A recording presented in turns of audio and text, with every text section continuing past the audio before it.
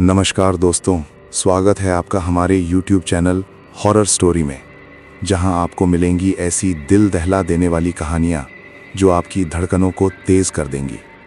आज की कहानी है सोनू की, जो बिहार के एक छोटे से शहर में शव वाहन चलाता है। अब मैं ये कहानी आपको अपने ही नज़रिए से सुनाने वाला हूं दोस्तों। कहानी शुरू करने से पहले चैनल को सब्सक्राइब कर लें, वीडियो को लाइक कर दें, क्योंकि जो कुछ आप आगे जानेंगे वो कोई साधारण बात नहीं है। दोस्तों, मेरा नाम सोनू है। हर रात अस्पताल से लाशों को उठाना और उन्हें शमशान घाट या पोस्टमार्टम हाउस तक पहुंचाना, बस यही मेरा काम है। शुरुआत में डर जरूर लगता था, मगर फिर धीरे धीरे इसकी आदत पड़ गई। लाश मेरे लिए बस एक और सवारी बनकर रह गई थी। उस रात भी बुलावा आया, सोनू एक्सीडेंट केस है, बॉडी मोर्चरी ले जानी है। मैंने वैन चालू की, अस्पताल पहुंचा। स्ट्रेचर पर एक आदमी पड़ा था, चेहरा कपड़े से ढका हुआ। नर्स ने फाइल थमाई और बोली, सीधा मोर्चरी, रास्ते में कहीं मत रुकना। मैंने लाश को वैन में रखा। दरवाज़ा बंद किया और गाड़ी चल पड़ी। दोस्तों, मैं अभी मुश्किल से 2 किलोमीटर ही चला था कि पीछे से ठक ठक की आवाज़ सुनाई दी, जैसे कोई वैन की दीवार पर खटखटा रहा हो। मैंने सोचा शायद रास्ता खराब है, पर फिर से आवाज़ आई, इस बार ज़्यादा नज़दीक से, जैसे कोई अंदर से मार रहा हो। मेरे हाथ स्टीयरिंग पर जकड़ गए, दिल जोर से धड़कने लगा। पर मैंने शीशे में देखा, पीछे सब शांत था, कोई हलचल नहीं। मैंने खुद से कहा, सोनू दिमाग मत खराब कर, काम कर, और गाड़ी तेज कर दी। लेकिन दोस्तों, अचानक वैन के अंदर से किसी के सांस लेने की आवाज़ आने लगी। भारी, गीली, जैसे पानी में से सांस ले रहा हो। मेरे रोंगटे खड़े हो गए। मैंने ब्रेक मारा, गाड़ी सड़क के किनारे रोकी। दिल कह रहा था मत उतर, पर दिमाग बोल रहा था चेक कर। मैंने टॉर्च उठाई, धीरे से पीछे का दरवाज़ा खोला। अंदर वही स्ट्रेचर, वही ढकी हुई लाश, सब कुछ वैसा ही। मैंने राहत की सांस ली, और जैसे ही दरवाज़ा बंद करने लगा, उसी पल कपड़े के नीचे से किसी की उंगली हिली। दोस्तों, मेरी टॉर्च हाथ से गिर गई। दिल सीने से बाहर आने को था। मैंने कांपते हुए फिर से टॉर्च उठाई और कपड़े की तरफ बढ़ाया। तभी अंदर से बहुत धीमी आवाज आई, लगभग फुसफुसाहट जैसी। सोनू, दोस्तों, उसे मेरा नाम कैसे पता चला? मैं पीछे हट गया, मेरे पैर लड़खड़ा गए, और ठीक उसी वक्त वैन का दरवाजा अपने आप धीरे धीरे बंद होने लगा। दोस्तों, दरवाज़ा अपने आप बंद होते ही अंदर पूरा अंधेरा हो गया। सिर्फ मेरी तेज सांसों की आवाज़ और दिल की धक धक। मैंने बाहर से हैंडल खींचा, दरवाज़ा नहीं खुला। फिर जोर से खींचा, फिर भी नहीं। उसी वक्त अंदर से फिर वही आवाज़, और इस बार बिल्कुल कान के पास, मोर्चरी मत ले जाना। दोस्तों, मेरे पूरे शरीर में जैसे करंट दौड़ गया। मैं चीख पड़ा, कौन है तू? स्ट्रेचर से कपड़ा धीरे धीरे सड़कने लगा, जैसे कोई जानबूझकर उसे हटा रहा हो। सबसे पहले जो नजर आए वो थे नीले पड़े हुए होंठ, फिर खुली हुई आंखें जो सीधे मुझे ही घूर रही थीं। पर दोस्तों, वो आंखें किसी जिंदा इंसान की आंखें नहीं थीं। उनकी आंखों में सफेदी कुछ ज्यादा ही थी, और पुतलियां ऐसी लग रही थीं जैसे जलकर राख हो गई हों। उसने बेहद धीरे से अपनी गर्दन घुमाई। उसकी हड्डियों के चटकने की एक अजीब सी आवाज आई, और वो बोला, अगर वहां तक पहुंचा तो यकीन मानिए मैं अकेला नहीं जाऊंगा। मेरे पैरों में जैसे जान ही नहीं बची थी। मैं वहीं सीट पर धंस गया, और ठीक उसी पल वैन अपने आप ही धीरे धीरे आगे सड़कने लगी। मैं ब्रेक दबाए जा रहा था, पूरा दम घुट रहा था, पर गाड़ी थमने का नाम ही नहीं ले रही थी। दोस्तों, वो रास्ता अब वैसा नहीं था। ना कोई स्ट्रीट लाइट थी, ना कोई घर, बस दोनों तरफ घने काले पेड़ थे और बीच में एक सुनसान पतली सड़क। मैं चीख पड़ा, मुझे घर जाना है, मुझे यहीं छोड़ दो। वो हंसा, पर उसकी वो हंसी किसी इंसान की नहीं थी। वो ऐसा था जैसे कोई गीले कपड़े को निचोड़ रहा हो। फिर उसने कहा, तू रोज हमें जगाता है, आज हम तुझे लेने आए हैं। अचानक वैन के पीछे से एक नहीं, 2, 3 हाथ मेरी सीट की तरफ बढ़ने लगे, ठंडे, सख्त, किसी बर्फ की लाठी जैसे। मेरे कंधे को छूते ही मेरा पूरा शरीर सुन्न पड़ गया और ठीक तभी सामने सड़क पर मुझे कुछ दिखाई दिया। एक टूटी फूटी मुर्दा घर की इमारत जिसके फाटक अपने आप खुल रहे थे। वैन सीधे उसी तरफ मुड़ रही थी और पीछे से वही आवाज फिर सुनाई दी, अब उतरने की बारी तेरी है सोनू। दोस्तों, मेरी आंखों के ठीक सामने वो जर्जर मोर्चरी धीरे धीरे करीब आती जा रही थी। गेट के अंदर का अंधेरा इतना घना था मानो रोशनी को भी निगल जाए। मैंने अपनी आखिरी ताकत झोंककर स्टीयरिंग मोड़ा, पर वैन किसी और के काबू में थी। जैसे ही वैन गेट के अंदर दाखिल हुई, चारों तरफ से दरवाजे अपने आप ही धड़ाम से बंद हो गए। धड़ाम, धड़ाम, धड़ाम। अब बाहर निकलने का कोई रास्ता नहीं बचा था। अंदर बेहद ठंड थी, मेरी सांस से भाप निकल रही थी और दीवारों से पानी टपकने की आवाज गूंज रही थी। तभी स्ट्रेचर पर पड़ी वो लाश धीरे धीरे उठकर बैठ गई। उसकी रीढ़ इस तरह मुड़ी जैसे कोई जंग लगी लोहे की छड़। उसने धीरे से जमीन पर अपने पैर रखे, पर दोस्तों, उसके पैर जमीन को छू ही नहीं रहे थे, वो थोड़ा सा तैर रहा था। उसने मेरी तरफ उंगली की और बोला, तूने मुझे पहचाना नहीं। मेरे दिमाग में जोर का झटका लगा और एक तस्वीर उभरी। 3 महीने पहले का एक्सीडेंट। एक आदमी जो तड़प तड़प कर मर रहा था और मैं डर के मारे उसे जिंदा समझकर भी। मैं हड़बड़ी में मोर्चरी पहुंच गया था।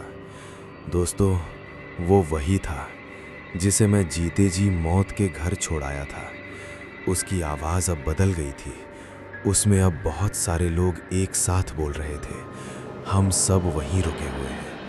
तभी आसपास की दीवारों से परछाइयाँ निकलने लगी, आकृतियाँ जिनके कोई चेहरे नहीं थे, बस खुले हुए मुंह। वो सब धीरे धीरे मेरी तरफ बढ़ने लगे और उनके हर कदम के साथ फर्श पर काले निशान बनते जा रहे थे। मैं अपनी सीट से फिसल कर नीचे गिर पड़ा और घुटनों के बल बैठ गया। मुझे माफ़ कर दो, मुझसे गलती हो गई है। वो मेरे बिल्कुल पास आकर रुका और बेहद शांति से बोला, माफी से रास्ता नहीं खुलता सोनू, यहां से तो सिर्फ साथ चलकर ही जाया जाता है। और उसी पल मेरे पीछे से किसी ने मेरे दोनों कंधों पर हाथ रख दिए। दोस्तों, वो हाथ इंसान के नहीं थे, बहुत ज्यादा ठंडे और उंगलियां बहुत लंबी थीं। मैंने पीछे मुड़कर देखा और जो मैंने देखा उसके बाद मैं चीख भी नहीं पाया, क्योंकि वहां मेरी ही शक्ल खड़ी थी, नीली, खून से सनी और आंखें पूरी तरह काली। उसने मेरे कान में फुसफुसाया, अब तू भी सवारी है। दोस्तों, जब मैंने ठीक अपने ही चेहरे को अपने सामने देखा तो मेरे भीतर कुछ टूट सा गया। मैं सांस लेना भी भूल गया था। वो दूसरा मैं धीरे धीरे मेरी तरफ बढ़ने लगा। उसके कदम जमीन पर पड़ ही नहीं रहे थे, जैसे वो फर्श पर फिसल रहा हो। उसने अपना बर्फीला हाथ मेरे सीने पर रखा और ठीक उसी पल मेरे दिल की धड़कनें अचानक बहुत धीमी, बहुत कमजोर पड़ने लगीं। मुझे महसूस हुआ जैसे कोई मेरे भीतर से मेरी ही जान खींच रहा हो। तभी उस असली लाश ने पीछे से मेरी गर्दन दबोची और एक ठंडी आवाज में बोला, अब तू समझेगा कि यहाँ इंतजार कितना लंबा होता है। और दोस्तों, मेरे चारों तरफ की वो काली परछाइयां अब मेरे बेहद करीब आ चुकी थी। उनके मुंह से एक अजीब सी डरावनी सरसराहट फूट रही थी, मानो सैकड़ों लोग, मानो सब एक साथ रो रहे हों। मेरी नजरों के सामने अस्पताल के वो तमाम चेहरे घूमने लगे जिन्हें मैं हर रोज उठाकर ले जाता था।